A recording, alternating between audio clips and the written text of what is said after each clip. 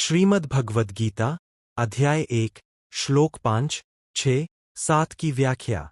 श्लोक 5 मूल श्लोक।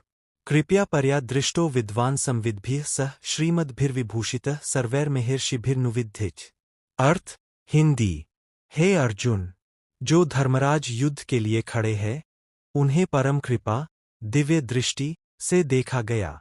वे विद्वानों, श्रेष्ठ पुरुषों और सभी महर्षियों द्वारा पूजित और आभूषित है। व्याख्या। धर्मराज द्रोणाचार्य और अन्य योद्धाओं को भगवान श्रीकृष्ण ने अपनी दिव्य दृष्टि परम कृपा से देखा। इस दृष्टि से वे सभी विद्वानों, श्रेष्ठ व्यक्तियों और महर्षियों द्वारा सम्मानित दिखाई दिए। यह इस बात का संकेत है कि भगवान की दृष्टि में सभी जीवात्माएं समान हैं और प्रत्येक में चेतना का वास है। श्लोक 6 मूल श्लोक। राजर्षयः प्राज्ञश्चैव संध्यायां समुपस्थिताः सर्वे सह महाजनेन। अर्थ हिंदी।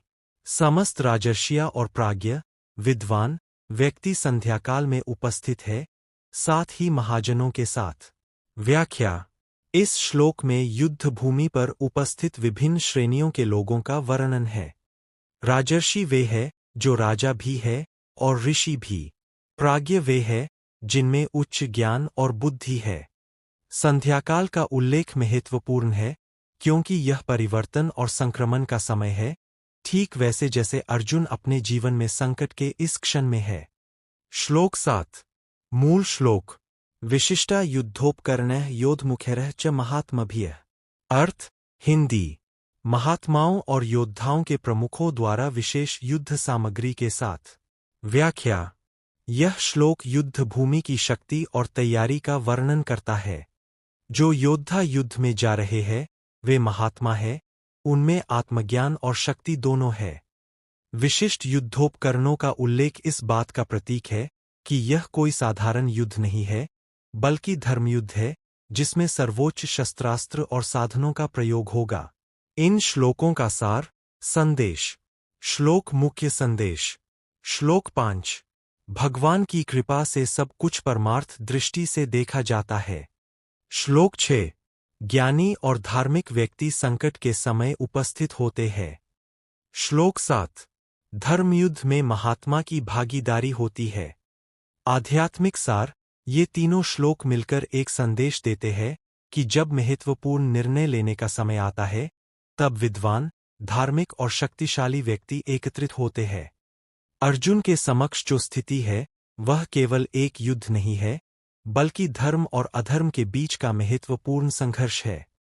श्रीमद् भगवद गीता प्रथम अध्याय विश्वाद योग। श्लोक 8 पश्येतां विरुद्धः सर्वा सह तवार्जुन। द्वारकाल्या च भीष्मन् सह रुक्मिण्या च सात्यकिम्। अर्थ हे अर्जुन, तुम अपने तथा मेरे यहाँ खड़े सभी वीरों को देखो और द्वारकावासियों में भीष्म पितामह को तथा रुक्मिणी के साथ सात्यकी को भी देखो। श्लोक 9 भीष्म द्रोण प्रमुखतः सर्वेषां च महाकथाम्।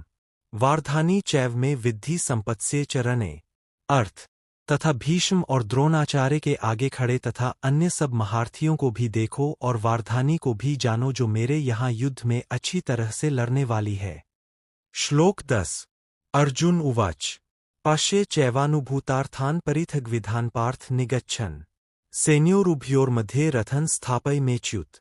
अर्थ हे पार्थ, तू मेरे और तेरे सैनिकों के बीच विचित्र विचित्र प्रकार से सुसज्जित अनगिनत सैनिकों को देख, और हे अच्युत, मेरे रथ को दोनों सेनाओं के बीच खड़ा कर दे। संदर्भ।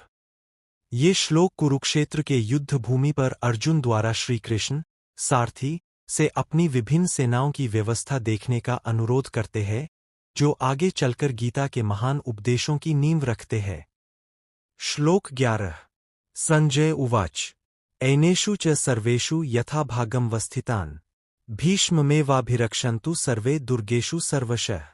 अर्थ और हे राजन, उन सेनानायकों ने समस्त दुर्गों स्थानों में अपने अपने स्थानों पर अच्छी तरह खड़े होकर भीष्म पितामह की ही रक्षा करने के लिए कहा। श्लोक 12 संजय उवाच ततः श्वेतैर्हयैर्युक्ते महती स्यन्दने स्थितो माधवः पाण्डवस्यार्थे तुमुलं संभिसंभृतो।